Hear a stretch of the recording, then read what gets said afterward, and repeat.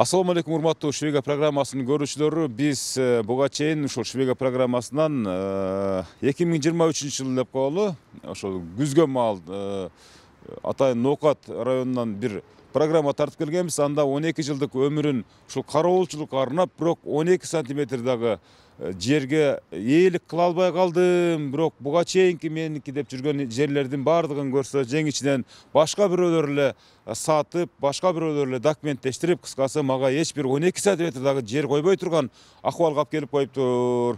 Мына ушул маселени мен ушул өмүрүмү арнаган аймакка келип тартып, анан ошол мен ээлеген жерлерди, мен бак кылган жерлерди көрсөтүп, мен ушул жерде колу коңшулар мага күбө болчу адамдардан дагы маек алып кетиңиз деп чакырганда мен ошол убакта барган элем.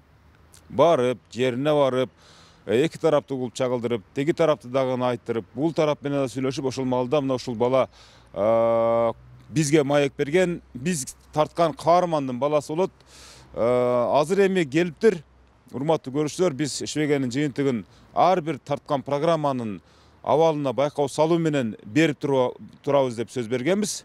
Ошон үчүн мына ушул темага дагы улай азыркы учурда ошол 12 жыл ошол бакка берген өмүрүн арнаган аксакалдын тагдыры кандай акыбалга келип тушукту деген максатта биз чагылдырып берип атабыз.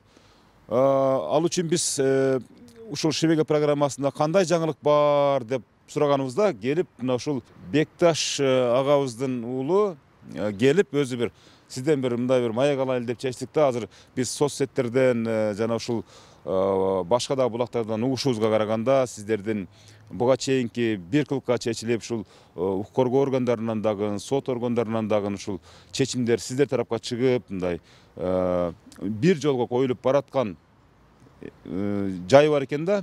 Анан эле ушул учурда башка экинчи тараптын ушул адвокат болом деген сыяктуу бир абал менен чыгып туруп, бир тескей маалыматты буга чейинки укук коргоо органдарындагы ушул изилдеген, иликтеген тараптын дагы бүт иштерин тескери баалаган, ушундай негатив бир информация чыгып кетти да. Бул эмне болгон информация? Анан бул качан болду? Сиздердин буга чейинки ишиңиздердин абалы кандай? Ассаламу алейкум, жакшыларбы? Ошол баягыда тартып кеткен жериңиздин бүгүнкү күндө 1 гектар жер экен. 1 гектар жерди ошол атам Бишкекке чейин чуркап барып жазып, кирбеген жери калбады да, жазып анан түшүндүрүп жеткизди. Анан мына оштон прокуратура тарабынан, обл администрация тарабынан каралып, сотту кайрадан неме кылышып, сотту көтөрүп өзүбүз дагы жазып, улар дагы жазышып, анан ошол 1 гектар жерди мамлекетке өткөздүк. Биз өзүбүз 1 сантиметр ам жер албадык да өзүбүзгөчү. Талашка түшкөн 1 гектар жерди ушу айыл өкмөттүн баласына өткөзүп бердиңиздер. Өкмөттүн баласына өткөзүп бердик. Атам эми бизге болбосо элге болуп коерсун. Биз менчикке кылбай эле ошо мамлекетке өтүп кетсин, бар жогу өтө берсин. Бизге 12 жылдык кароолдугум, ошо кароол болгонум элге деп койду да атам өзү. Анан ошо мамлекетке өтүп, былтыр мына 2023 күздө мына декабрда өткөн, ошо 22 декабрда. Анан бүгүнкү күндө ошол жердин баягы токтому жокко чыгарылды дагы, менчик мурасы да жокко чыгарылыш керек экен да. Анан экинчи тараптан анан Ноокат райондук прокуратурасы ошо менчик мурасын жокко чыгарайын деп арыз берген окшойт. Одан кийин биз дагы арыз бердик да. Арыз берип анан ошону баягы наркы тарап, наркы Төрөбек уулу Сейитбек адвокат жалдап алып барып, немени баягы жердин кандай болгонун, мурда кандай чыкканын неме кылбай эле, чыгарбай эле тиктокко кыскача кылып туруп, ошол Ноокаттын сотун футболист дептир. Анан прокуратураны ушундай туура эмес неме. Бул ким айтты Ноокаттын сотун футболист деп? Жылдыз Кадырова деген эжеке экен. Ол немесин мурда көрчү элем, немеден, ютубтан көрчү элем. Анан эми ону мындай жакшы эле адвокат деп ойлойт элем да.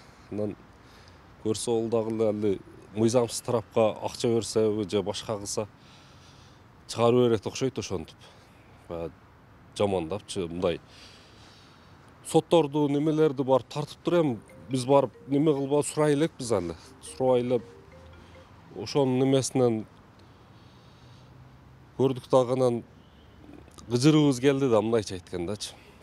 Башы кандай болгон, мурда кандай болгон белгисиз эле бүгүнкү күндө нерселерди бүгүнкү сотту, прокуратураны коркутам дегенби, ошону чубак коюптур да. Анан бүгүнкү күндө ошол жер мамлекетке өттү, эми токтом чыкты, эртең 20 мартта сот болот да, биз да катышабыз, арыз бергенбиз. Анан ошодо баягы менчик мурасы немеси каралат. Ошонусу да жокко чыгат эми. Анан немеге мурда атам барып айта албай баягыдай кылып, эми мурдагы соттор ошон наркыларга чечип, наркыл эми колунда бар нормальный адамдар долор. Анан ошентип эле мына азыркы жаңы неме кылган баягы президентибиз алмаштырды го, баягы башка жактан бияктан башка жакка алып келип. Ошондой кылган ротация жолу менен келген нерселер ошол адамдар жакшы иштеп атат экен деп ойлойм да азыр. Ошолор түшүнүп, ошо прокуратура дагы түшүнүп, эми Ошо областынын соту ошол токтомду жокко чыгарган да. Булардын 2000-жылкы мурдагы эски токтому баягы мыйзамсыз экен, мыйзамсыз немелерин баягы иштерин далилдеп бердик дагы жокко чыгарды. Токтом өндүрүштөн токтотулду. Биздин президентибиз ошол республикадагы аймактардын бириндеги кыдыруусунда ошол акимге анан Айлыкбөткө берген суроосу мындай да: ошол жерлерди трансформациялап эртерээк бул зарыккандарды, муктаждардын кызыл китебин бербейсиңерби, эмнеге мындай кармап атасыңар деген учурда ошол аким Айлыкбөттүн жообу мындай болгон: биз ошол жерлерди элдерге ошол трансформация кылып берүү алдында бизге бир гана ошо 27-чи токтом берени деп коет. Ошол тоскоолдук жаратып атат дегенде, ал берени кандай дегенде, ошо мурда илгертен ээлеп алган жердин ээлери ушул жерде трансформация иштерин өтө чоң мындай бир тоскоолдуктар жаратып атат дегенде, ошо 27-чи беренени алып салган.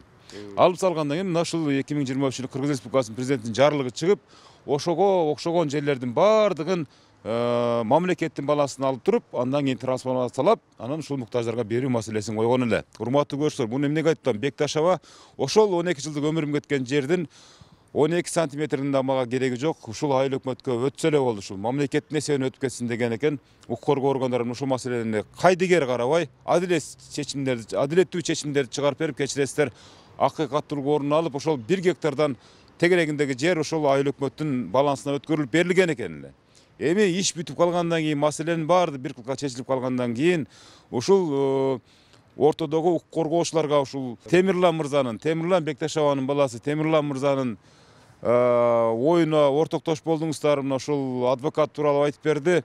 Эми эгерде ушундай мына азыр өзүңүз айтып атасыз, чечилип калды депчи, укук коргоо органдары деле бул маселеге ушундай информация чыгып кеткендигине аябай мындай кыжалат болуп аткан турбайбы? Сиздин мага берген маалыматыңыздар да. Кандай чечимге барышыңыздар мүмкүн? Эми ошол мына 20-сында баягы менчик мурасы каралат дагы, ошодо ошол немеге туура баа беришин каалайм, али неме кылам да. Демек, бул жерде соттор деле, укук коргоо органдары деле жөн эле ойлоп, жөн эле же баягы сиздерде деле анчалык доход болбосо керек, ошончолук деңгээлде чечим чыгартып, эгерде ошондой кызыкчылыгыңар болсо, анда анын баарын өзүңөр алмаксыңар да. Тиешелүү өзүңүздөргө тиешелүү жерлер турабы? Ал бул тескерисинче мамлекеттин балансына өткөзүп берди деген турбайбы, Бекташева? Эми ошол жер атам айтты, мамлекетке өтүп калса Айлыкбөттүн балансына. Эми ошол биздин айылда садик бар, бирок мындай орун жетишсиз да. О жерде адамдар жылдап күтөт садикти. Эми садикке окшогон бир нерселер түшүп калса баягы жерге, кандайдыр бир курулуштар же болбосо ошол айыл чарба багытында жер болуп атат, айыл чарба багытында мал чарбачылыгындагы мындай ишкерлерге арендага берсе болот да ол жердичи. Анан ошон садик түшүп калса, ошондой бир элге пайдалуу нерсе болуп калсын деди да атам. Ошо элдерге пайдалуу. Урматтуу Урматтуу көрүүчүлөр, мына Темирлан мырзанын бизге жакшы маегин өзүңүздөр ортоктош болдуңуздар. Бул да болсо Швега программасынын кайсы бир деңгээлде ушул маселеге таасир эткендигинен кабар берет. Азыр бул маселени биз мынакей жакынкы күндөрү жыйынтыгында беребиз. Канчалык башка тараптар биздин ишке тоскоолдук жаратпасын, биз баары бир акыйкаттуулук, адилеттүүлүк ушул укук коргоо органдарынан чыккандан кийин анан ушул маселени ушул Бектеш аба талашка түшкөн жерлерди мамлекеттин балансына өткөзүп туруп, ошол жерде ошол аймактагы жетишпеген ошо социалдык объекттер курулса, өзгөчө бала бакчалар курулса деген максатына жеткендигин дагы Кудай буйруса чагылдырып беребиз. Алдында мына ушул боюнча биз Швега программасын дагы бир сиздин чөлкөмгө барып тартып, маселени чоо жайын ошол жерден жыйынтыктайбыз деген ойдобуз. Темирлан мырза, сизге чоң рахмат. Эми ортодон чыккандар боюнча айткан сиздин пикириңиз бул конституциялык укугуңуз. Ортодон чыккандар эми мындай экен да. Эми азыркы адвокаттарга мындай мен неме көз карашым өзгөрүлдү да, мындай кээ бирөөлөрүнөчү. Бардыгына деп айта албайм. Кээ бирөөлөрүнө YouTube'га жакшына сүйлөп, наркы адамдарды шубап, баягы сот иштебей атат же прокуратура иштебей атат дегенди дагы мындай карап көрүп анан анализ чыгарыш керек экен да. Мен жеке оюм да. Анан эми баягы байдын мамлекеттен тартып алган жерин акчасын алып алыппы же бир көбүрөөк акчасын алып алыппы, ошолор тарап болуп, элди биякта карапайым элдердин баягы немелерин тартып алганга талаштырбай ошо адвокаттарга айтарым да. Мындай боло турган маселеге карап туруп анан адвокат болсо дейм да. Анан немеси азыр булар 1 гектар жерди өздөрү баягы мыйзамдаштырып, өздөрүнө менчикке неме кылып алып атпайбы? Анан эми баягы кечегиде чыгарганда дагы баягы нокатта баягы прокуратураны, сотторду футболист дегенден көрө ошол мурда кандай болгонун билип туруп андан кийин чыгарса жакшы болот эле да. Ошол менин көз карашым ошол эми мындай. Урматтуу көрүүчүлөр, Швега программасы ушу менен бул жолку чыгарышын жыйынтыктайт. Кийинки мына ушул сыяктуу темаларга кайрылып барганга чейин сак саламатта туруңуздар. Рахмат, Темир мырза.